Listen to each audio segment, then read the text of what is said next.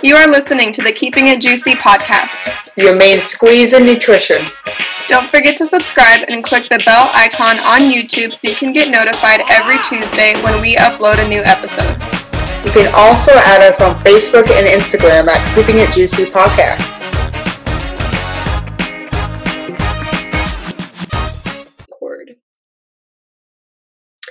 All right, we live.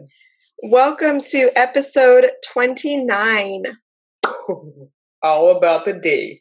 Vitamin D, that is. Yeah. So before we do get into that, let's kind of go into our new nutrition in the news, which kind of new, but I mean, kind of old too. Everyone's heard all about this. So basically, Fairlife and Coca-Cola basically deal with their Fair Oaks abuse fallout. So for those of you that don't know, an animal abuse video did come out from, I think, one of the teammates that were undercover at the company from, this company is called ARM, so that stands for Animal Recovery Mission, and they just recorded a whole bunch of animal abuse of the cows, which it's called Fairlife for a reason. You're supposed to treat the animals fairly, get their milk, and call it a day, but the video clearly shows that it does not. So, Fun fact about this article is that it's from this website called Daily Reporter, and I tried to copy and paste the article, but the website wouldn't let me, and instead a pop-up came up that said that the content was copyright protected, and if I wanted to share it, I could only share this little summary about the article. So I thought, and let me guess, the summary spoke highly or downplayed what happened? It basically downplayed it. It was maybe 3 sentences long, and of course. But we're gonna attach a link for you guys to check out the article. But I just want to summarize basically the aftermath of that abuse article, and they did say that they did fire those employees that were suspected to do the animal abuse, which there's no suspect. It's on video. Dude, I'm just quoting from the article. But the thing about this is it can never be measured down to just 4 people. I mean, clearly it's been happening on a wider scale. They're just downplaying it a lot. And they did agree, Fair Oaks, to actually cooperate with the local Indiana police to continue to make this an active investigation into actual animal abuse. So they plan to install cameras at all points in the facilities, which may or may not be turned off. Right, conveniently. Right. And then it's supposed to limit these incidences and basically make the footage live and accessible to the public, which I guess is cool. That'd be cool, yeah. And that would make me feel a lot better, but that you could just chime in any time to just check out what they're doing. So, and then they did agree to hire a full-time animal welfare specialist as well. That's cool. So that's really good, and they're apparently supposed to be increasing their audits for animal cruelty and whatnot. But after this video, it's going to take a really, really long time for not only me, but just everybody else to trust Fairlife, because ever since that video came out, I was like, okay, I'm going to stop buying their products. It's not that I do buy Fairlife a lot, but when I go to the store, I choose that brand for a reason. But that brand kind of fucked with my trust, if that makes sense. And now you're going to intentionally not buy them because of this, Right, and I've even intentionally tried to avoid buying Coca-Cola products because, as we all know, Fairlife is part of Coca-Cola, but we'll see how this goes, and please leave us your thoughts, comments about this particular incident and what they're trying to do to combat it. Do you drink milk? And if so, what do you look out for? So, I mean, I'm glad that the company, I believe what the company said is probably the best thing that they could say that they're going to do. But it just comes down to, are they actually going to do it? How quickly? where are these cameras going to be placed? You know, Right. they could place the cameras in the break room or, you know, something. Right. It's a Doesn't pretty big facility too.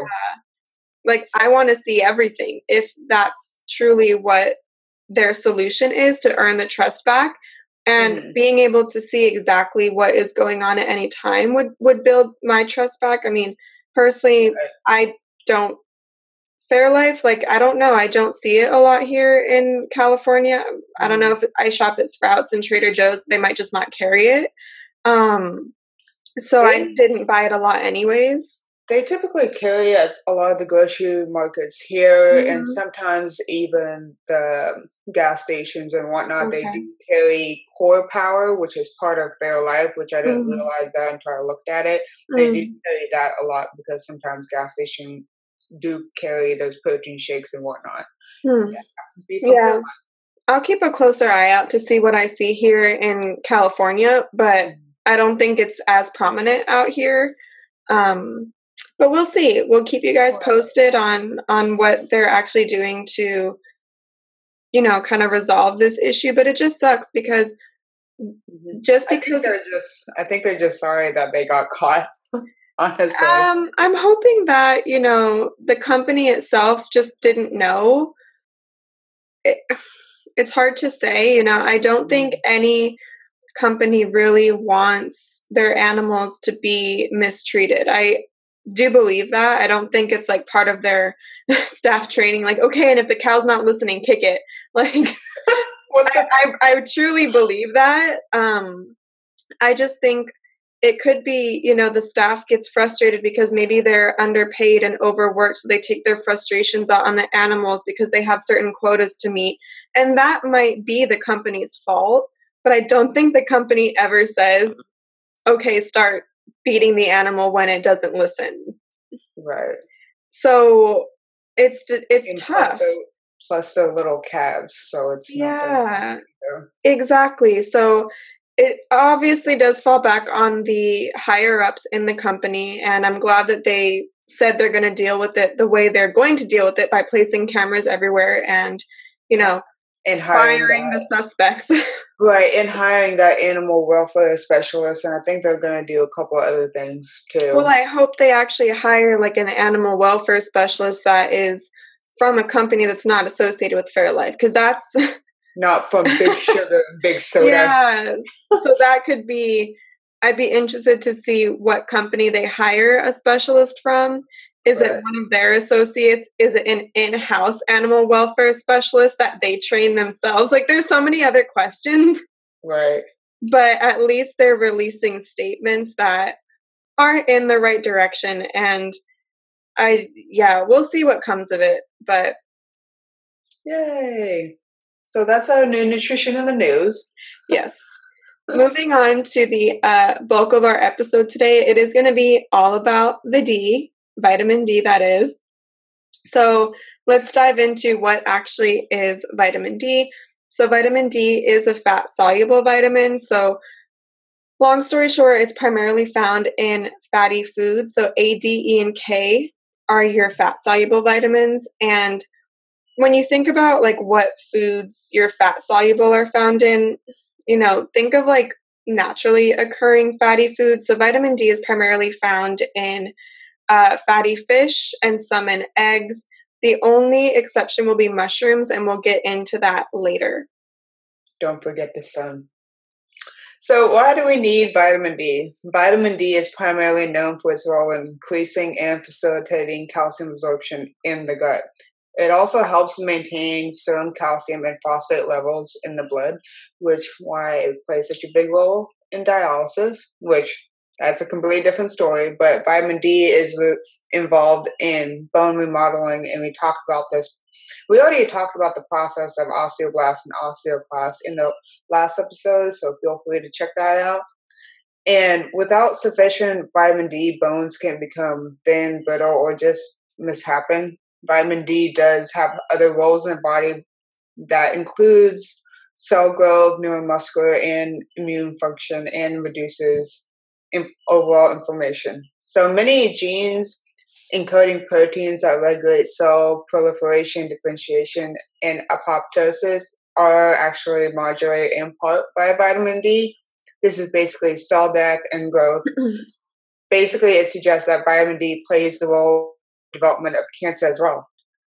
But research is emerging and it looks promising, but still too early to tell from that point of view. Yeah. The biggest piece that I gathered from its role in cancer is, apoptosis is natural cell death, and cancer cells don't like to die. So if vitamin D plays a role in that process, it's kind of adding to the natural timeline that cells have. And yeah, just kind of that whole relationship. It doesn't like kill cancer cells, but it just helps how cells grow, divide, and then natural cell death. It doesn't like seek out and kill them. It just keeps them functioning as they normally should. Right. More so. Can you explain more what it does with dialysis? So in dialysis, kidneys play a huge role in the activation of vitamin D. And then when your kidneys are kaput, then you're basically, almost all of my dialysis patients are vitamin D deficient. So a lot of times we do supplement their diet with vitamin D, nutritional vitamin D. And then we even supplement with vitamin D analog, which is completely different, and that affects a different hormone. And also, the only time we don't supplement vitamin D is if a patient has calciphylaxis, so basically a lot of calcium floating around in the blood, which vitamin D will not help that whatsoever. Interesting. Yeah. So a huge role. Yeah, vitamin D has a huge role in just healthy bodies, and I mean, dialysis is such a complicated case within itself. So moving on to how much we actually need, and obviously it depends. We're talking healthy individuals. This obviously doesn't apply to dialysis and other medical conditions. This is just for healthy people. And the best way to really determine how much you need is to figure out where you're at right now. We suggest just go get your blood tested like every once in a while, see where you're at. About a year ago, I was actually vitamin D deficient, which I was super surprised at because, one, I live in San Diego. I do get sunshine. I take a multi. I ate pretty balanced. This was I got my blood test kind of coming out of prep. So also not too surprising that, things get screwed up. So, just for overall health, just figure out where you're at. So what we actually need overall, like less than 12 is considered vitamin D deficiency. Anywhere from 12 to 20 is considered inadequate for overall health and bone health and whatnot. And then anywhere from 20 to 50, and this is all nanograms per milliliter, this is considered adequate for bone and overall health in healthy individuals. That is important, not for specific medical conditions or diagnosis. And then there actually is, there's vitamin D toxicity. It is a fat-soluble vitamin, meaning you can store it. It's not a water-soluble. You won't pee it out. And this is like over 125. And there has even been cases of over 150. So that's a lot. Right. No, it it's a lot. I've actually had one of my patients that came in over the vitamin D dose. I was like, you can stop taking the nutritional. Yeah. So just a little of a side note when it comes to vitamin D testing. So there are multiple forms of vitamin D. And actually before 2009, there was no standardized way or form of what to test for. So false negatives and positives were extremely common. One lab might have been testing for this form. One lab might have been testing for that form. And there was just, results were all over the place. So there has been standardization since 2009. And this issue has decreased, but, it's still a good idea to be mindful that you're getting, your testing done at a reputable facility. I mean, your doctor's offices and hospitals are probably just fine, but those like vitamin, like where you send your, like there's like things where you can send like your spit to a lab over the internet and they'll tell you your vitamin levels. So I don't know about that. I mean, go to your doctor. Yeah, go to your doctor. Don't waste the $200 and send your spit in the mail. Or I think you can actually go directly to LabCorp. Mm-hmm. You sign up for one of their lab jobs and you can get it tested that way. Mm-hmm. So, and there's like, I mean, in San Diego, Quest Diagnostic is pretty popular. So just go to a reputable place. There's plenty. Mm-hmm. So, yeah. So vitamin D recommendations do vary based on age. So what do you need? Well, I'm about to tell you. So babies usually need about 400 IU. So IU stands for international units. That's just how vitamin D is typically measured. And then if you're between the ages of 1 and 70, 600 IUs are typically needed. And if you're over 70, 800 IUs are needed. So if you didn't already know, you can actually make your own vitamin D2. So basically, UVB rays penetrate the skin. It converts continuous 7-dehydrocholesterol to pre-vitamin D3, which in turn becomes vitamin D3.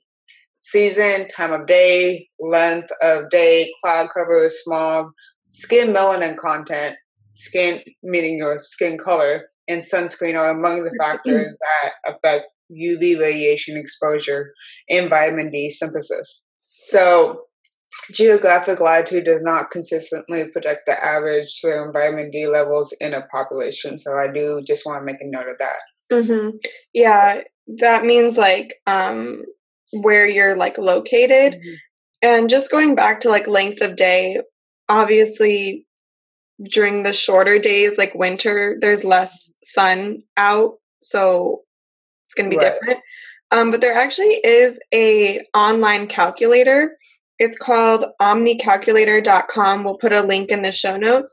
And this calculator is built for like tanning, but it's a good calculator to figure out like, because this calculator will tell you how long you can stay in the sun based off of your skin type, your altitude, and then the type of day, so sunny, cloudy, snowy, things like that, before getting burned.